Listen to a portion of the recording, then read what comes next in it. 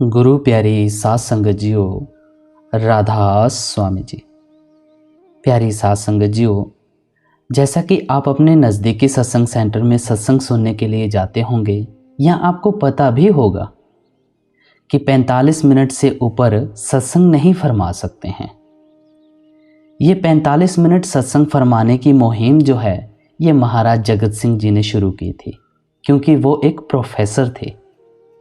उनका ये मानना था कि 45 मिनट से ऊपर ध्यान नहीं लग सकता। लेकिन गुरु प्यारी साध संगत जियो, कुछ ऐसे सत्संग होते हैं जो 45 मिनट से पहले नहीं ख़त्म किए जा सकते। जैसा कि आज का ये सत्संग संत कबीर साहिब जी महाराज की बानी में से लिया जा रहा है, जिस सत्संग का फरमान है, कर नैनो दीदार महल में प्यारा है। प्यारी साध संगत जियो, इस सत्संग में इतनी रूहानी भरी हुई है कि अगर इस सत्संग को 45 मिनट में ख़त्म करेंगे तो ये अधूरा ज्ञान होगा। सत्संग लंबा ज़रूर होगा लेकिन संपूर्ण ज्ञान होगा। तो आज का यह सत्संग बहुत ही विशेष सत्संग होने जा रहा है, जो संत कबीर साहिब जी महाराज की बानी में से लिया जा रहा है।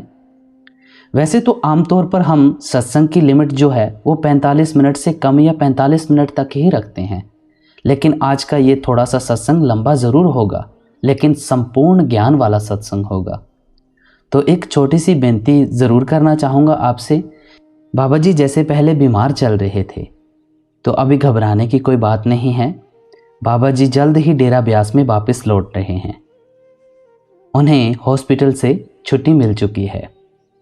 जैसे कि बाबा जी के रिगार्डिंग नई नई अपडेट्स प्राप्त करने के लिए बाबा जी कहाँ हैं और बाबा जी कैसे हैं, वो प्राप्त करने के लिए हमारे सतगुरु मार्ग टेलीग्राम को ज्वाइन ज़रूर करें। डिस्क्रिप्शन में लिंक दिया गया है, क्योंकि यूट्यूब पे हम इसको पब्लिकली डिस्क्लोज नहीं कर सकते हैं। तो आओ आज का यह विशेष सत्संग आरंभ करते हैं। सत्संग के वचन, कर नैनो दीदार महल में प्यारा है। कबीर साहिब का शब्द है। आप फरमाते हैं कि यह जो शरीर है रूह या आत्मा के रहने का महल है। फिर कहते हैं कि ईश्वर परमेश्वर ब्रह्मा पार ब्रह्मा खुद खुदा भी इसके अंदर हैं। बाहर ना किसी को मिला है और ना ही मिलेगा। बाहर क्या है? कागज़, पत्थर और पानी। तीर्थों पर पानी है, मूर्तियां पत्थर से बनी हुई हैं और किताबें कागज़ की हैं। और तो कुछ नहीं, लेकिन जो ग्रंथ पोथियाँ वेद शास्त्र हैं ये सारे नाम की महिमा करते हैं। किताबों में नाम की महिमा है, उनमें नाम या परमात्मा खुद नहीं है, वह तो तुम्हारे अंदर है। वह जब भी मिलेगा अपने अंदर ही मिलेगा, बाहर नहीं। अब कहते हैं कि तुम इस शरीर रूपी महल में दाखिल हो जाओ। तुम्हारा परमात्मा तुम्हारे अंदर है। अंदर आंखों से ऊपर चढ़ो और उसके प्रत्यक्ष दीदार करो। काम क्रोध मद लोभ विसारो, सील संतोष क्षमा सत धारो। कहते हैं कि अगर अंदर जाना है, उससे मिलना है, तो पहले अपने दिल को साफ करो और ये चीज़ें छोड़ दो। यानी सबसे पहले काम को छोड़ दो, क्योंकि कामी पुरुष अंदर नहीं जा सकता। काम और नाम की दुश्मनी है। जिस हृदय में काम है वहाँ नाम असर नहीं करता। नाम हमें ऊंचे रूहानी मंडलों पर ले जाता है, जबकि काम में रूह नीचे गिरती है और क्रोध में रूह फैलती है। इसलिए हमें क्या करना है? एकाग्रता यानी कंसंट्रेट से रूह को समेटकर ऊपर ले जाना है। इसलिए क्रोध भी छोड़ दो। अगर अहंकार है तो भी रूह अंदर नहीं जा सकती। इसी तरह लोभ और मोह भी छोड़ दो, क्योंकि ये भी रूह के अंदर जाने में रुकावट डालते हैं। फिर क्या करो? काम की जगह शील से काम लो। क्रोध के बदले क्षमा से काम लो। लोभ के बदले संतोष और मोह के बदले विवेक से काम लेना शुरू कर दो। इसी तरह अहंकार के बदले दीनता अपना लो। दूसरे मायने में आसुरी संपदा छोड़ दो और दैवी संपदा ले लो। यानी जो सहायक शक्तियां हैं उनको ले लो और जो विरोधी शक्तियां हैं उनको छोड़ दो। मंद मास मिथ्या तजिडारो, हो ज्ञान घोड़े असवार भरम से न्यारा है। कहते हैं शराब छोड़ दो, मांस छोड़ दो, झूठ बोलना छोड़ दो। इन तीनों को छोड़कर फिर अंदर जाओ। अगर इन तीनों में से एक भी चीज है तो रूह अंदर नहीं जा सकती। धोती नेति वस्ती पाओ, आसन पदम जुगत से लाओ। आंखों से नीचे नीचे संतों का अपना मार्ग नहीं। आई समझ। ये कबीर साहिब इसलिए कह रहे हैं कि कोई ये ना कहे कि संत आंखों से ऊपर चले गए, नीचे का उन्हें पता ही नहीं है। दूसरे लफ्जों में वे ऊपर ही नहीं गए। गुरु नानक देव जी और अन्य संतों ने गैर जरूरी समझते हुए नीचे का हाल बयान नहीं किया है, मगर कबीर साहिब ने नीचे और ऊपर दोनों का हाल बयान किया है। याद रखने वाली बात यह है कि आंखों से नीचे के आसन करने वाले महात्मा नीचे रह जाते हैं और उनके सेवक भी नीचे रह जाते हैं। अब कबीर साहिब हठ योग के 3 साधनों का वर्णन कर रहे हैं, धोती, वस्ती और नेति। धोती में कबीर 3 अंगुल चौड़ा और 8-10 हाथ लंबा मलमल का कपड़ा लेकर पानी में भिगोकर निगल जाते हैं और थोड़ी देर रुकने के बाद वापस बाहर निकाल देते हैं। इससे आंतों की मैल दूर हो जाती है। वस्ती कहो या एनिमा, इसमें नीचे से पानी चढ़ाकर वह खाना जो पखाना बन चुका है बाहर निकाल देते हैं। अब अंदर कोई मैल नहीं रही। नेति क्या? एक रेशम का डोरा होता है, उस पर मोम लगा लेते हैं। वह नाक के एक सुराख से चढ़ाकर उसका सिरा मुंह के बीच में से निकाल लेते हैं। इससे जो दिमाग की बलगम होती है निकल जाती है। अब योगी प्राणायाम शुरू करते हैं। क्या पूरक, कुंभक और रेचक। पूरक यानी श्वास का भरना, कुंभक ठहराना और रेचक खाली करना। अब 8 किस्म का कुंभक और 8 ही किस्म का रेचक है। इनका अपना अपना हिसाब होता है और फिर इसे बढ़ाते चले जाते हैं। कई कई घंटे श्वास नहीं लेते। कुंभक कर रेचक करवाओ, पहले मूल सुधार कारज हो सारा है।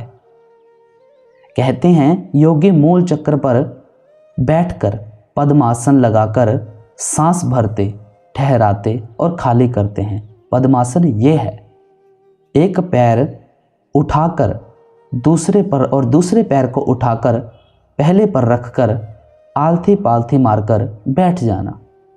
फिर तवज्जो यानी ध्यान कहाँ रखते हैं? मूल चक्र में। मूल चक्र गणेश चक्र को कहते हैं।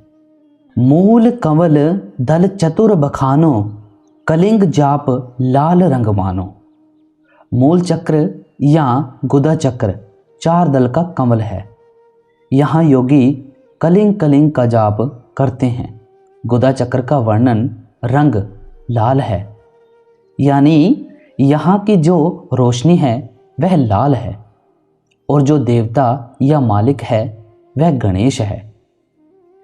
देव गणेश तह रोपा थानो, रिद्ध सिद्ध चंवर ढुलारा है। जब मूल चक्र को पार कर लो तो रिद्धियां सिद्धियां शक्तियां आ जाती हैं। हिंदुओं में जैसे ये कहा जाता है कि पहले गणेश की पूजा कर लो, यह मुख्य पूजा है। इसका अर्थ है कि अगर गणेश की पूजा करो तो मनोरथ सिद्ध यानी पूरे हो जाते हैं। अब पंडित तो कहते हैं कि गणेश की पूजा करो, मगर होता क्या है? उधर दुकान खोलनी है और इधर पूजा भी करनी है। क्या करते हैं? कहते हैं बुलाओ पंडित जी को। वे पंडित जी मूर्तियां ले आते हैं। अगर मूर्तियां नहीं लाते तो गुड़ की डली पर धागा लपेट लेते हैं पूजा हो गई। जब दुकान खोली वह चली नहीं तो कहते हैं कि जी पूजा तो की लेकिन बना कुछ नहीं। बने क्या? पूजा की या क्या किया? असली पूजा तो प्राणायाम करके अंदर जाना और गणेश जी के दर्शन करना था। वह किया नहीं, फिर मिले क्या? असली पूजा तो प्राणायाम करके अंदर जाना और गणेश जी के दर्शन करना था। वह किया नहीं, फिर मिले क्या? गणपति के दर्शन करने से रिद्धियां सिद्धियां हासिल हो जाती हैं और उनकी बदौलत दुनिया की चीज़ें मिल जाती हैं। यह जो रिद्धियां सिद्धियां हैं ये करामाते हैं। संतमत वाले इधर नहीं जाते। जो रिद्धियों सिद्धियों वाले महात्मा हैं उनके पास क्या होता है? कोई पुत्र देता है, कोई धन देता है। कोई जो संतों के सत्संगी हैं वे इन चीज़ों को नहीं छेड़ते, ना ही वे संतों से करामाते मांगते हैं। संतों से करामाते मांगना बेवकूफ़ी है। स्वाद चक्र शठ दल विसारो, ब्रह्मा सवित्री रूप निहारो। जब ये मूल चक्र पार हो जाता है तब आते हैं इंद्रिय चक्र में। इस चक्र को पार करने वालों का अपना अपना हिसाब होता है। कोई 50,000 माला फेरता है, कोई 1 लाख, किसी का 1.5 लाख का सुमिरन होता है। अब कहते हैं कि स्वाद चक्र का रंग श्याम है, गणेश चक्र में पृथ्वी का तत्व है, इस जगह पानी का तत्व है, यहाँ 6 दल का कमल है। इसके मालिक ब्रह्मा और सावित्री हैं। जिस ब्रह्मा को मुसलमान मैकाइल कहते हैं जो दुनिया को पैदा करता है। उल्टी नागनी का सिर मारो, तहां शब्द ओंकारा है। यहाँ पर बैठकर योगी ओम ओम का जाप करते हैं, लेकिन वहाँ वह ओम शब्द नहीं जो नाम की शक्ति है, बल्कि इन 6 चक्रों में है ही नहीं। इन 6 चक्रों में जाप ही जाप है।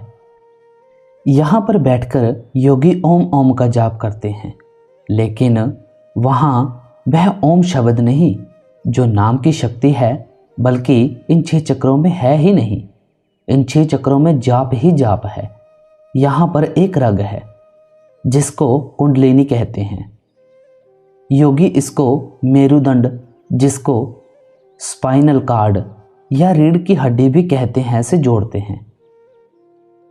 नाभि अष्टदल कमल दल साजा, सेत सिंहासन विष्णु विराजा। नाभि में 8 दल का कमल है जिसका प्रकाश हल्का लाल है और उसका मालिक विष्णु है। अब जो लोग कहते हैं कि विष्णु सृष्टि को पालता है, ठीक कहते हैं।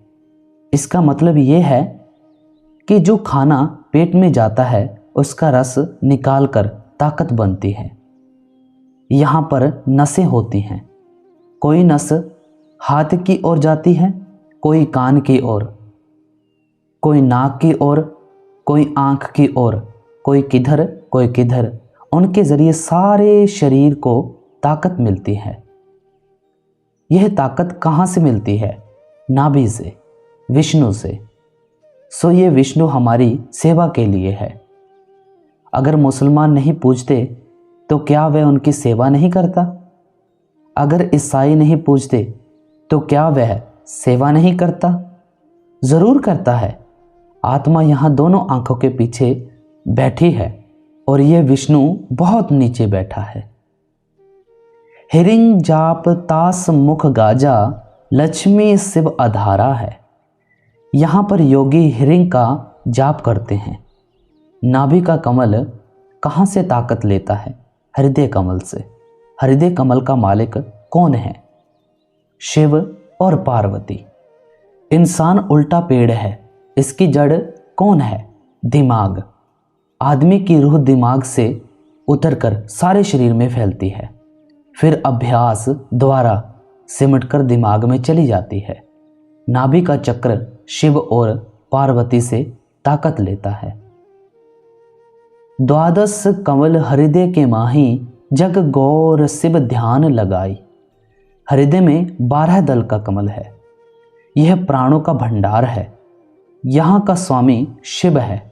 जिस तरह गणेश पृथ्वी के तत्व का मालिक है और ब्रह्मा पानी के तत्व का मालिक है, इसी तरह शिव प्राणों के भंडार का मालिक है। सोह शब्द तहां धुन छाई, गन करे जय जयकारा है। कहते हैं इस जगह बैठकर योगी सौ सौ का जाप करते हैं, वेदांती भी सौ सौ का जाप करते हैं। इसको सौ का जाप कहते हैं, यानी ओम और सौ का जाप करना। मैं भी सौ का जाप करता रहा हूँ। षोडश दल कमल कंठ के माही, तेहि मदवसे अविद्या बाई। कंठ में 16 दल का कमल है। इसकी मालिक अष्टांगिनी यानी शक्ति है, लेकिन संत इसे अविद्या कहते हैं। ये ब्रह्मा विष्णु शिव की माँ है। ये तीनों इससे ताकत लेते हैं, यानी ब्रह्मा विष्णु से ताकत लेता है, विष्णु शिव से और शिव अष्टांगी से। इस तरह ये तीनों ही अष्टांगी से ताकत लेते हैं। हरि हरि ब्रह्मा चवर ढुराई, जहां रिंग नाम उचारा है। ब्रह्मा विष्णु और शिव इससे ताकत लेते हैं और चंवर ढुलाते हैं। इसको अष्टांगी देवी कहते हैं। यहाँ का जाप श्रृंग है। तां पर कंज कमल है भाई, भग भोरा दुई रूप लखाई। निज मन करत तहां ठकुराई, सो नैनन पिछवारा है। दोनों आंखों के बीच में कंज कमल है। इसको हम दिव्य चक्षु कहते हैं। यहाँ पर मन और आत्मा रहते हैं, मगर यहाँ मन और आत्मा दोनों जुड़े हुए हैं। यहाँ आत्मा पर्दों में ढकी हुई है। इसके नीचे नीचे योगियों का मार्ग है। इसीलिए संत अपने सेवकों को इससे नीचे नहीं ले जाते। एक तो इसके नीचे कुछ कीमती जौहर है नहीं, दूसरा काफ़ी साल लग जाते हैं। इस ज़माने में इतनी उम्र है नहीं और ना कोई इतना वक्त दे सकता है। तीसरा, इसमें ख्याल नहीं लगता, अगर लगता है तो बहुत देर से। चौथा, अगर ख्याल लग भी जाए तो फिर वापस आना मुश्किल हो जाता है। इसके विपरीत संत मत में आसानी है।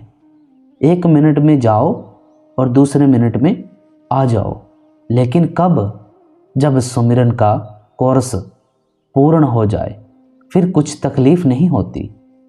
हमारे स्त्रियों और पुरुषों का जब ख्याल सिमट जाता है तो उनके संबंधी या साथियों के पूछने पर मैं कहता हूँ कि उनको पड़े रहने दो। घंटे 2 घंटे के बाद खुद ही उठकर बैठ जाएंगे। अगर ना उठें तो रगों को मल दो जो गर्दन के पीछे लगी हुई है, फिर वे फौरन उठ बैठेंगे। मगर प्राणायाम में यह बड़ी भारी तकलीफ है। अगर अभ्यासी का ख्याल लग जाए तो फिर वापस आना मुश्किल हो जाता है। अब कहते हैं कि दोनों आंखों के बीच में जो स्थान है उसको अष्टदल कमल भी कहते हैं। कमलन भेद किया निर्वारा, यह सब रचना पिंड मंझारा। शरीर के 4 हिस्से हैं, पिंड, अंड, ब्रह्मांड और सचखंड। दोनों आंखों तक पिंड है, इसके ऊपर अंड, ब्रह्मांड और सचखंड है। ब्रह्मा तक प्रलय होती है और 100 तक महाप्रलय होती है। सचखंड वह देश है जहां ना कोई प्रलय होती है और ना ही महाप्रलय। जो ब्रह्मा की मुक्ति है वह बेशक युगों पर्यंत है। मगर क्या हुआ अगर लाखों साल बाद भी आना पड़ा? इसके विपरीत जो संतों की मुक्ति है वह हमेशा के लिए है। इसलिए संत उसी मुक्ति को मांगते हैं और अपने सेवकों को भी दिलाते हैं। जो 6 चक्र हैं ये पिंड देश में हैं। अब कबीर साहिब ऊपर का यानी अपना मत बयान करते हैं। सत्संग कर सतगुरु सिरधारा, वह सतनाम उचारा है। जब हम सतगुरु की संगति में गए, उसने बताया कि तुम्हारा देश सचखंड है अब योगियों की आखिरी हद यहाँ से छठे चक्र तक है। कोई कोई योगीश्वर ब्रह्मा तक गया है, सो यो योगियों की आखिरी हद है। वहाँ से हमारे संत मत की हद शुरू होती है। हमारी मंजिलें ऊपर हैं। यहाँ पिंड देश में स्थूल शरीर और स्थूल माया है। सहस्दल कमल में सूक्ष्म शरीर और सूक्ष्म माया है। ब्रह्मा में कारण शरीर और कारण माया है।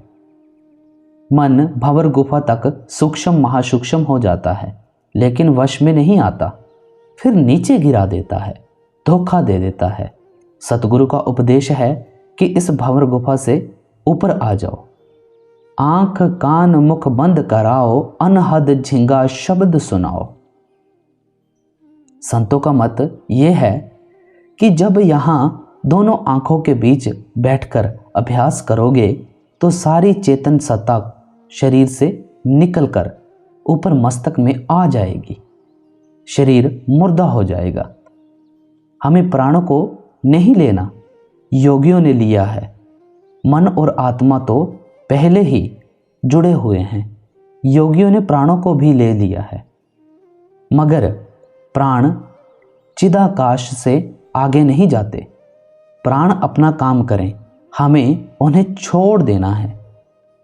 अगर हम इस तरह आंखें बंद करके बैठ जाएं, तो हमारा दुनिया से क्या ताल्लुक है?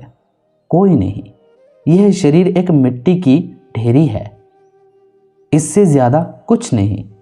जब आंख खोली तो दुनिया से ताल्लुक हो गया।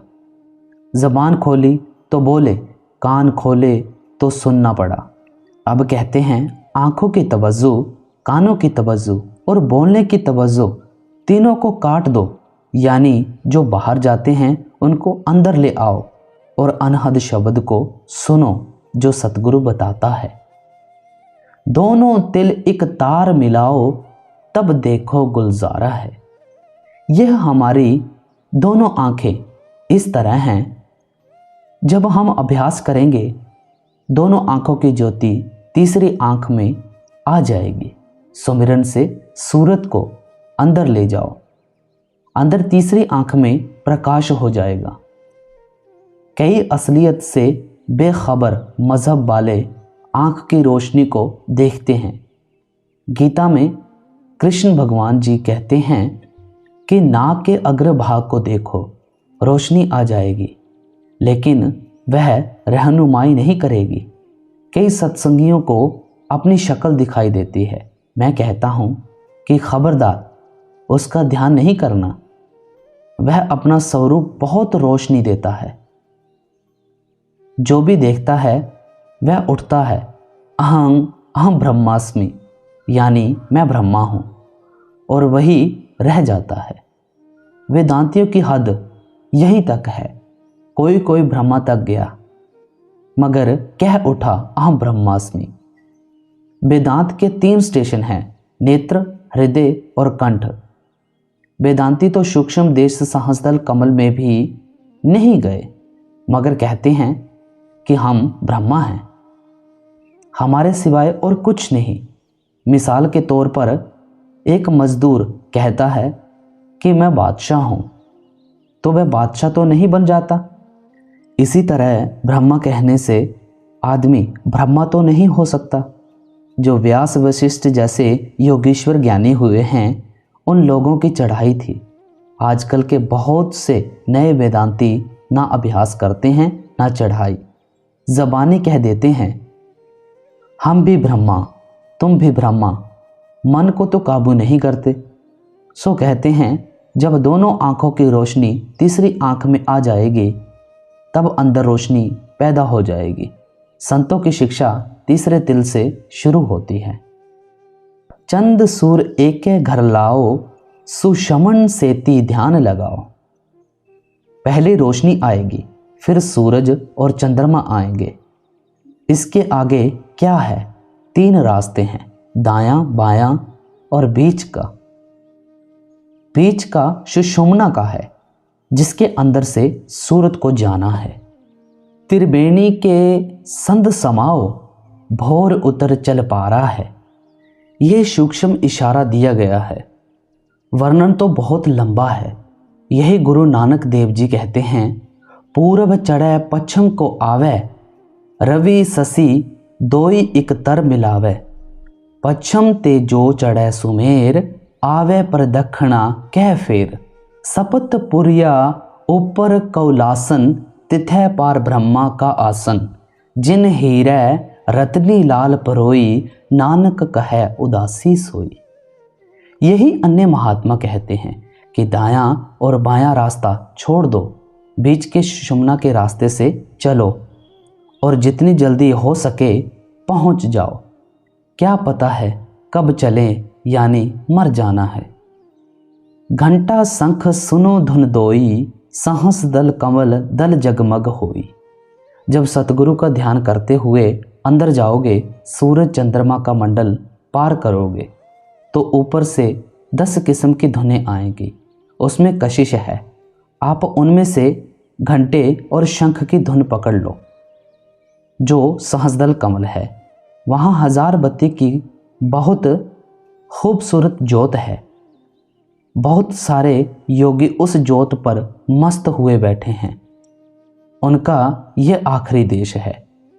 तामध करता निरखो सोई, बंक नाल धस पारा है, जिनको त्रिलोकीनाथ कहते हैं। यह सहस्रदल कमल उनका मुख्यालय यानी हेडक्वार्टर है। रामकृष्ण उसके अवतार हैं। वे इसी जगह स्टेशन से आते हैं। जब योगी सहस्रदल कमल को पार कर लेते हैं और आगे जाना चाहते हैं तो इसके ऊपर एक रग है जो बाल के 10वें हिस्से से बारीक है। वह एक साइफन है, चाहे उसको सुरंग कह लो। यह ब्रह्मा और सहस्रदल कमल के बीच एक टेढ़ा रास्ता है। उसके अंदर से रूह अपने आप नहीं निकल सकती।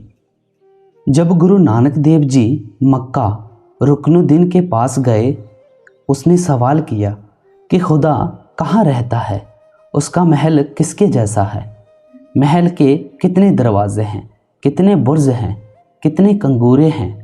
वहाँ गुरु नानक देव जी ने जवाब दिया कि खुदा इंसानी वजूद में रहता है। इस महल के 12 बुर्ज हैं, 3 सीधे हाथ के, एक हाथ दूसरा हाथ से कोहनी तक, तीसरा कोहनी से कंधे तक, 3 उल्टे हाथ के, 3 दाईं हाथ, 3 दाईं टांग के, 3 बाईं टांग के 9 दरवाजे हैं। आंखें, कान, नाक वगैरह और 52 कंगूरे हैं, 20 नाखून और 32 दांत। फिर कहते हैं, ऊपर खास महल पर देवें बांग खुदाए, सुत्ते बांग ना सुन सकन, रिहा खुदाई जगाई। ए रुकनुद्दीन, जो आवाज़ ऊपर से आती है वह बुलाती है, मगर लोग सोए हुए हैं, सुनते नहीं। फिर कहते हैं, सुत्ती पेई निभाग, बस सुने ना बांगा कोई, जो जागे सही सुने साई संधि सोई। कि सारी दुनिया सोई हुई है, जिस पर मालिक दया करे उसको जगा देता है। फिर कहते हैं, रा खुदाई पिहावला, बालहू 10वें पाई, हाथी जाई न सकनी हो मैं रखे अड़ाई। कि वह बाल से भी बारीक रास्ता है, मन हाथी है। इस बारीक रास्ते से कैसे निकल सकता है? जब ये मन बारीक, नम्र और निर्मल हो जाए तब निकल सकता है। एक सत्संगी हुजूर ये भी कहा है, कबीर मुक्त द्वारा संकुरा राई, 10 पाई, मन तऊ मैगल होए, रहियो निकसो क्यों कह जाए। डाकिनी साकिनी बहु किलकारें, जम किंकर धर्म दूत अहंकारे। अब सहस्रदल कमल में बेशुमार रिद्धियाँ सिद्धियाँ शक्तियाँ हैं। फिर ऐसी ऐसी खूबसूरत स्त्रियाँ हैं जिनका नमूना दुनिया में नहीं। इसी तरह स्त्रियों के लिए भी खूबसूरत मर्द हैं। जो स्त्रियाँ यहाँ कायम नहीं रहती, वे वहाँ पर कैसे बच सकती हैं? इसी तरह जो मर्द यहाँ कायम नहीं रह सकते वे वहाँ कैसे बच सकते हैं। इसलिए यहाँ सत्संग में यह शिक्षा दी जाती है कि मन इंद्रियों को काबू में रखो।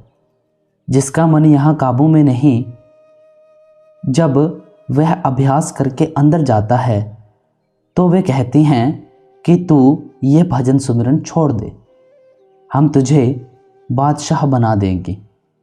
अगर स्त्री है तो कहती है कि हम तुझे महारानी बना देंगे, क्योंकि सतगुरु साथ होता है, इसलिए वह अपने शिष्यों को इधर फंसने नहीं देता है। सतनाम सुन भागें सारे, जब सतगुरु नाम उचारा है। बस सिर्फ जो मंत्र सतगुरु देता है उसको जपो, कोई पास नहीं आएगा। ना यमदूत पास आते हैं, ना धर्मराय पास आता है, और ना काल नजदीक आता है। गगन मंडल बीच उर्दमुख कोया, गुरमुख साधु भर भर पिया। कहते हैं यह ब्रह्मा का देश है। जिस तरह सहस्त्रदल कमल में अमृत बरसता है, इसी तरह त्रिकुटी में भी अमृत बरसता है। अब हमें उल्टी चढ़ाई करनी है। यही सप्त ऋषियों ने वाल्मीकि को शिक्षा दी थी कि उल्टा नाम जप। गोस्वामी तुलसीदास जी कहते हैं, उल्टा नाम जपत जग जाना, वाल्मीकि भये ब्रह्मा समाना। कि उल्टा नाम जपकर वाल्मीकि ब्रह्मा में पहुंच गया। लोग कहते हैं कि राम राम का उल्टा मरा मरा कहकर ब्रह्मा में पहुंच गया। यह गलत है। जब हम ब्रह्मा में पहुंच गए, वहाँ एक उल्टा कुआं है जिसमें अमृत है। जब अमृत पिया, जन्मों जन्मों की आशा तृष्णा की प्यास बुझ गई। जो वहाँ पहुँचे वह साध हैं। रंगे हुए कपड़े पहनने वाले का नाम साध नहीं, घर बार छोड़ने वाले का नाम साध नहीं, बल्कि वहाँ पहुँचने वाले का नाम साध है। निगुरे प्यास मरे बिन किया, जाके ही ये अंधियारा है। कहते हैं जिन जिन को कोई गुरु मिला उसने नाम दिया, ये मेहनत करके अंदर गए, यह दौलत उनके लिए है। जो अंदर नहीं गए उनके लिए नहीं। वैसे ये दौलत चोरों, ठगों और अन्य ऐब पाप करने वालों के अंदर है, मगर उनको कोई कदर नहीं। पहाड़ों में हजारों लाखों हीरे जवाहरात हैं, मगर वहाँ उनका कौड़ी जितना भी मूल्य नहीं।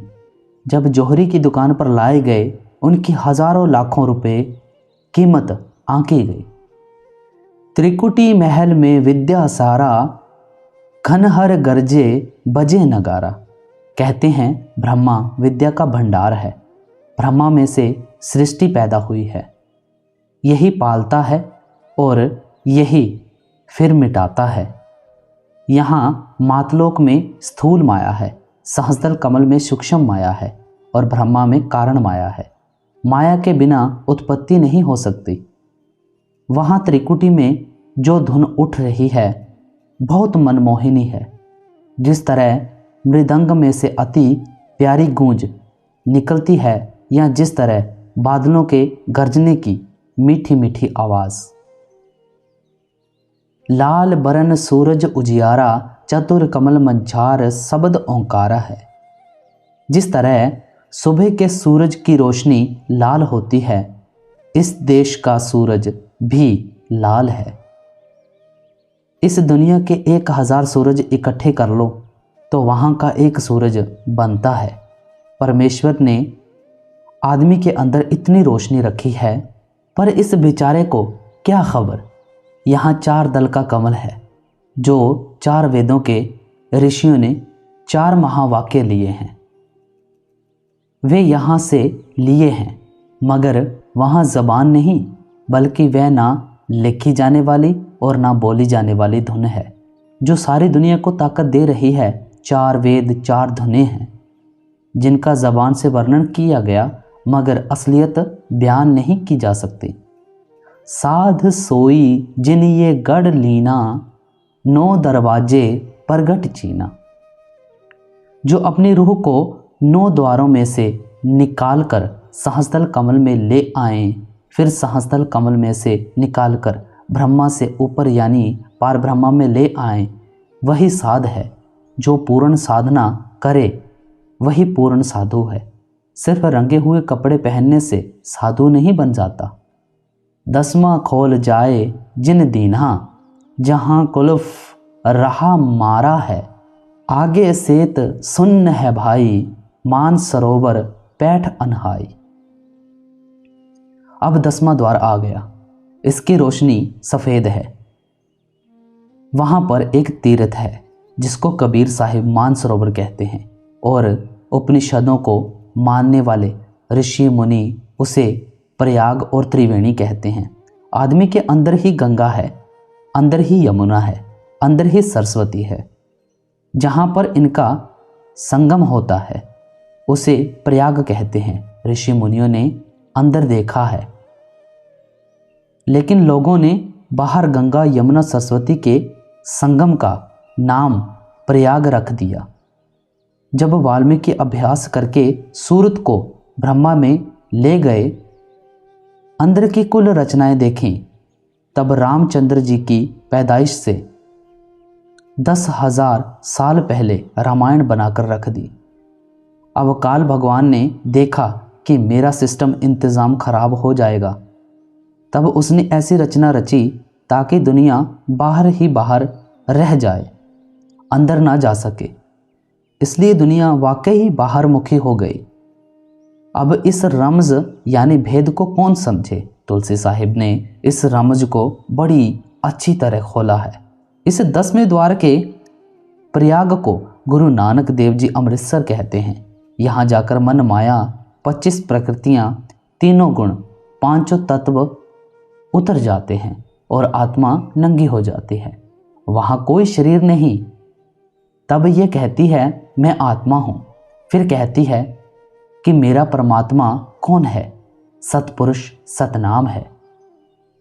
अब जो अंदर नहीं जाते वे कैसे माने? संत कहते हैं कि आओ जीते जी ऊपर चलो। वे मरने का उद्धार नहीं रखते, बल्कि कहते हैं कि अब करो अब लो।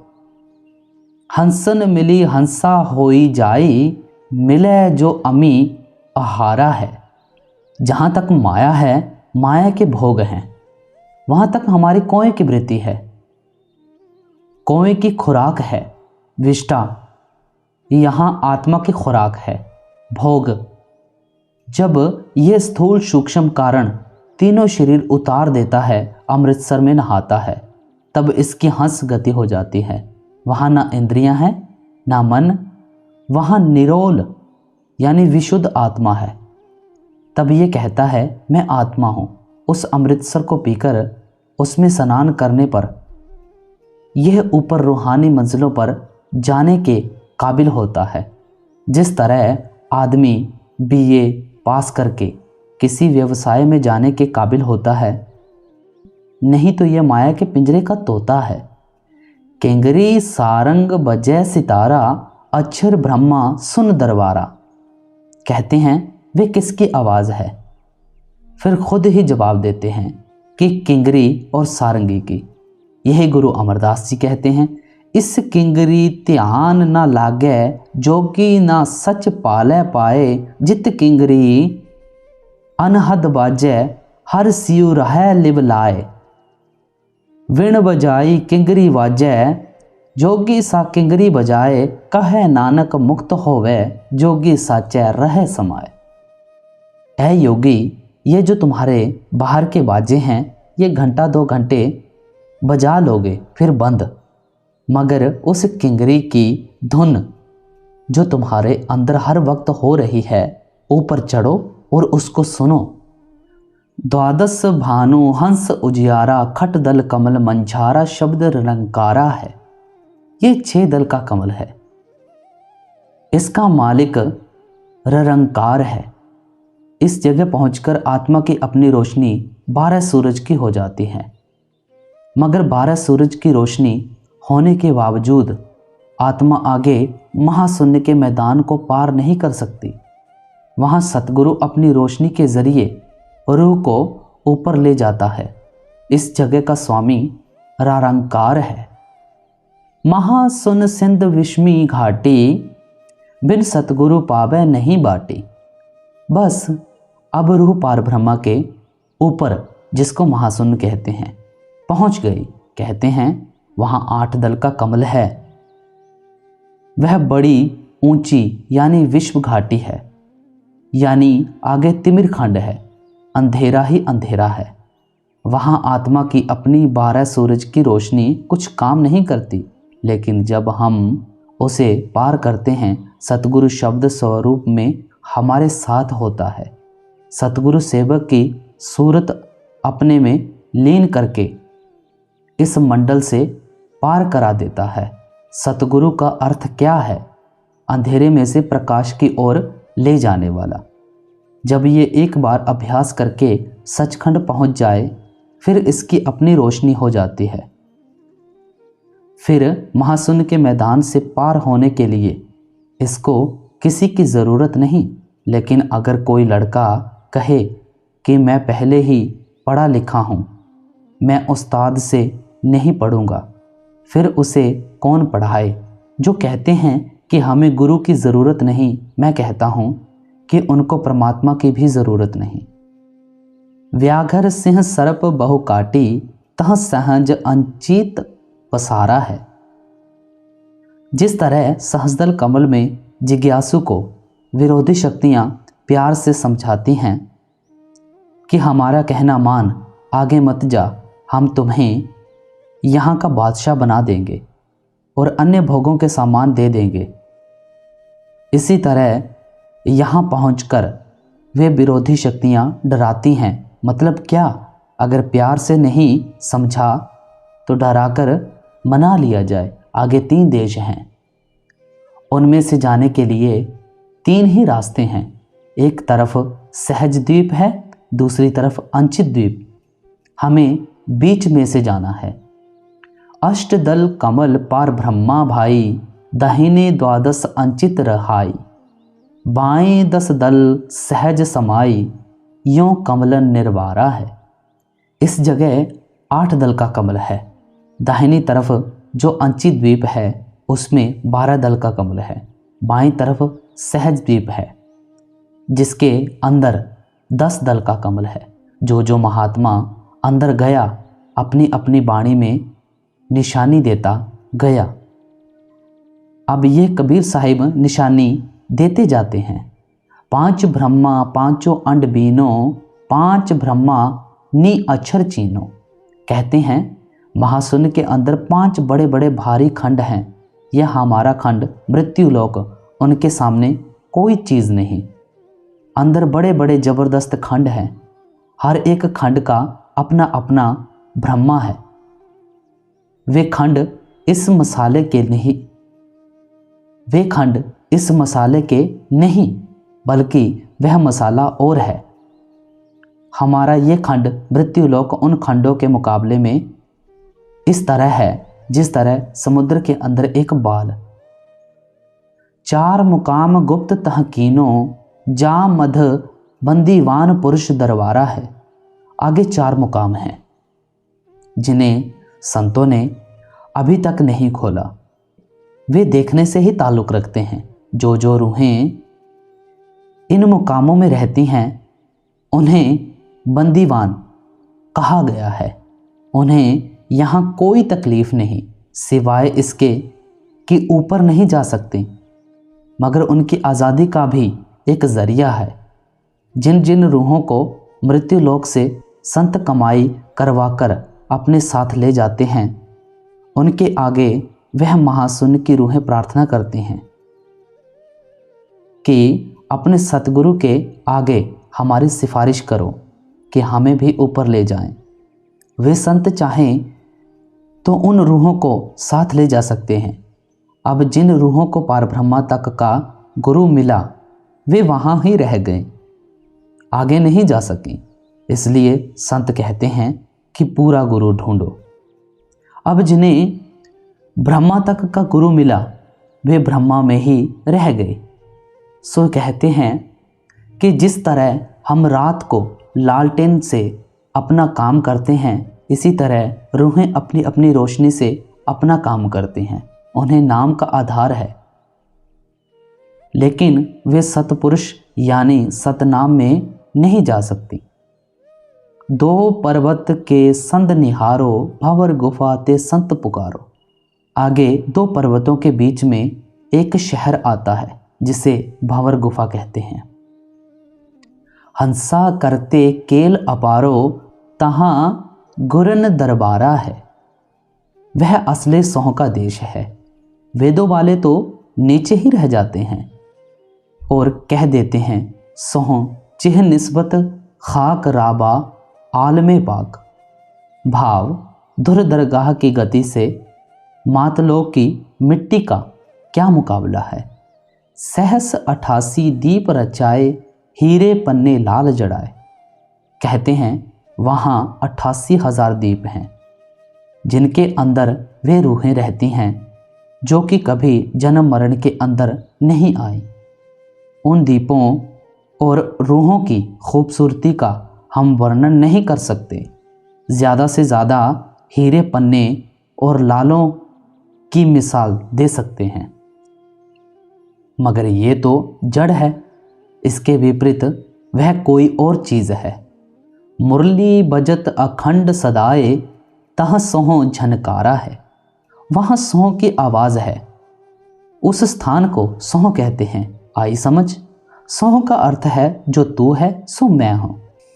बूंद समुद्र को देखकर कहती है मैं भी उसकी अंश हूँ। वह समुद्र है, मैं बूंद हूँ। इस तरह रूह सतपुरुष को देखकर कहती है कि मैं सतपुरुष की अंश हूँ। वहाँ हर वक्त मुरली की धुन जारी है। सोह हद तजी जब भाई, सतलोक की हद पुनी आई। बस अब आत्मा सोह को छोड़कर सचखंड आ गई। इस देश का मालिक सतनाम है। यहाँ सारी उत्पत्ति का ज़हूर आरंभ हुआ है। बूंद समुद्र में जाकर समुद्र बन जाती है। अब सतपुरुष रूह को अपने पास नहीं रखता, बल्कि आगे अनामी में भेज देता है। सतगुरु का फर्ज आत्मा को सतपुरुष की गोद में पहुंचाना है। उठत सुगंध महाअधिकाई, जा को वार ना पारा है। वह देश सचखंड पहले दरवाजे का खूबसूरत देश है। वहाँ अपार सुगंध है, अपार खुशी है। मतलब यह कि वह अनंत प्रेम का देश है। उसकी इस मंडल यानी संसार में कोई भी मिसाल नहीं।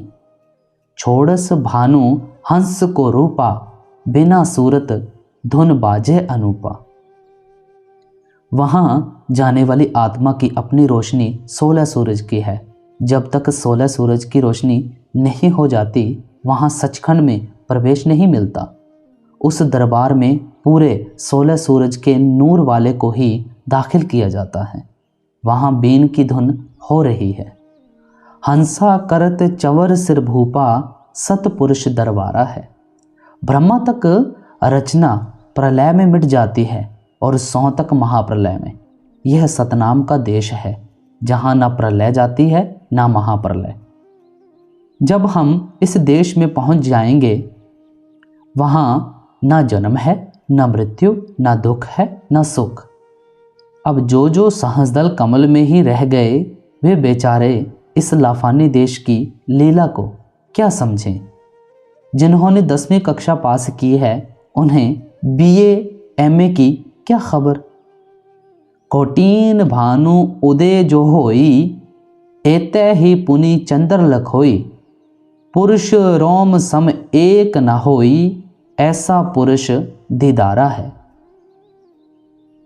कहते हैं कि यदि करोड़ों देश और करोड़ों चंद्रमा की रोशनी इकट्ठी कर ली जाए तो भी सतपुरुष के एक बाल का मुकाबला नहीं कर सकते। फिर उसका सही अंदाज़ा क्या लगाओगे। अब ये सब परमात्मा ने इंसान के अंदर रखे हुए हैं। देखो ये कितनी कीमती मशीन है, मगर दुनिया को कोई खबर नहीं। आगे अलख लोक है भाई, अलख पुरुष की तह ठकुराई। अरबन सूर रोम समनाही, ऐसा अलख निराहा है। ता पर अगम महल एक साजा, अगम पुरुष ताही को राजा। खरबन सूर रोम एक लाजा, ऐसा अगम अपारा है। देह स्वरूप सतगुरु का फर्ज है कि वह साथ होकर शिष्य की आत्मा को सतनाम की गोद में पहुंचाए। आगे सतपुरुष की अपनी ड्यूटी है कि वह उसे अपनी शक्ति देकर अनामी देश में पहुंचाए। अनामी देश सतपुरुष के पास पहुंचाकर सतनाम की ड्यूटी खत्म हो जाती है। बूंद समुद्र में मिलकर समुद्र हो गई। अब जो अनामी देश है वह बेअंत, इसके बारे में तुम कुछ कह नहीं सकते। अब ये 8वीं मंजिल है। यह संतों का देश है। जो वेद शास्त्र हैं वे दूसरी मंजिल पर ख़त्म हो गए। फिर संत उन वेद शास्त्र वालों को क्या समझाएं? जो वेद शास्त्र हैं वे दूसरी मंजिल पर ख़त्म हो गए। फिर संत उन वेद शास्त्रों वालों को क्या समझाएं? संत मत को पूरे तौर पर समझ लिया जाए तो किसी मज़हब की ज़रूरत ही नहीं रह जाती। एक सत्संगी हुजूर जिस तरह वह अनामी पुरुष अथाह है और उसका वर्णन करने के लिए ज़बान बंद है, इसी तरह यहाँ सतगुरु के स्वरूप का वर्णन करने के लिए भी ज़बान बंद है। वह कुछ नहीं कह सकती। महाराज जी, मगर इसको हजम कर लिया करो। भीखा बात अगम की कहन सुनन में नाही, जो जाने सो ना कहे, कहे जो जाने नहीं। यह तो हजम करने वाली बात है। ता पर अकह लोक है भाई, पुरुष अनामी तहाँ रहाई। जो पहुँचा जानेगा वाही, कहन सुनन ते न्यारा है। काया भेद किया निर्वारा, यह सब रचना पिंड मंझारा।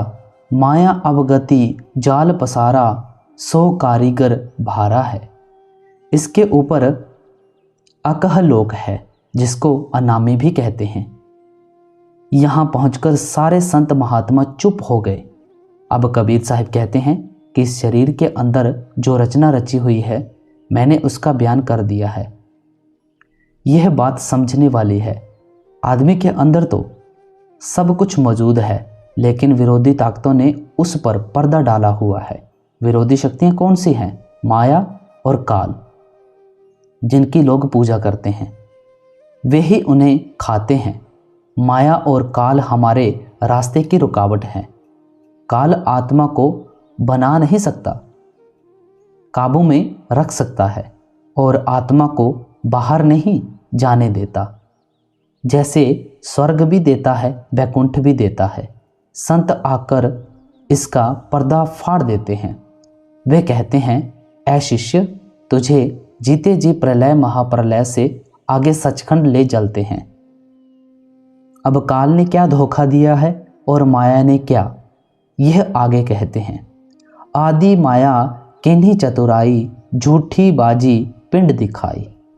अंदर चक्रों के 3 दर्जे हैं। पहला पिंड, दूसरा अंड, तीसरा ब्रह्मांड। जो ब्रह्मांड के 6 चक्र हैं उनका प्रतिबिंब अंड के 6 चक्रों पर पड़ता है, और जो अंड के 6 चक्र हैं उनका प्रतिबिंब पिंड के 6 चक्रों पर पड़ता है। यह माया का धोखा है। अब जो ब्रह्मांड है, संत ही वहाँ जीवों को ले जाएं तो ले जाएं, नहीं तो कुछ पिंड में भटक गए और कुछ अंड में, आगे नहीं गए। अब इस भेद को, इस पर्दे को संतों ने ही खोला है।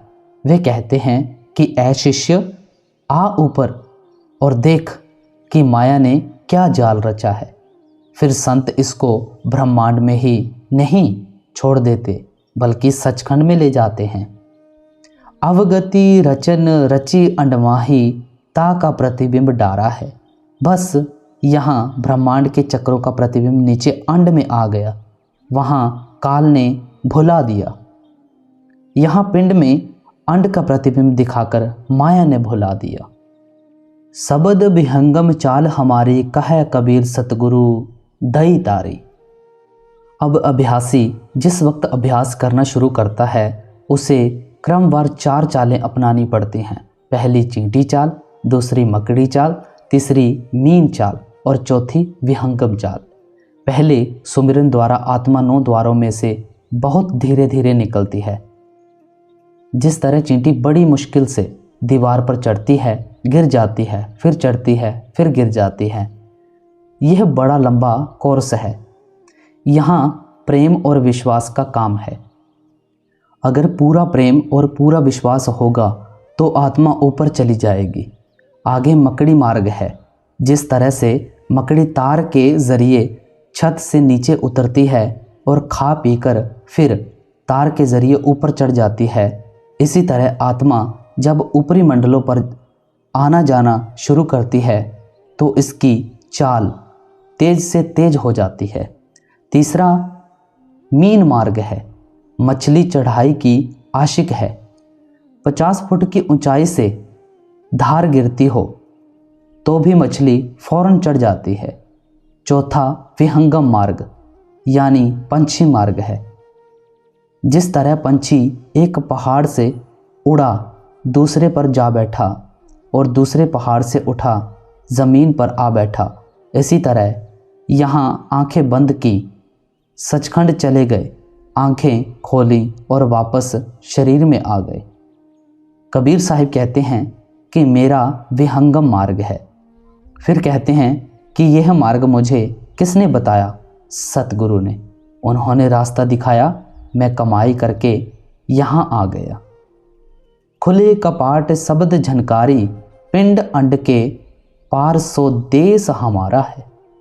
कहते हैं अगर संतों का देश देखना है तो पिंड और अंड के दोनों देशों को छोड़ दो और ब्रह्मांड में आ जाओ, फिर सचखंड में चलो। उस देश में माया का दखल नहीं। गुरु प्यारी साध संगत जियो, आज का ये रूहानियत से भरा सत्संग यहाँ पे समाप्त होता है। ऐसे ही और सत्संग सुनने के लिए इस चैनल को सब्सक्राइब करके नोटिफिकेशन बेल ज़रूर दबाएं ताकि आप कोई भी सत्संग मिस ना कर सकें। मौजूदा सरकार की तरफ से आपको आशीर्वाद प्यार। राधा स्वामी जी।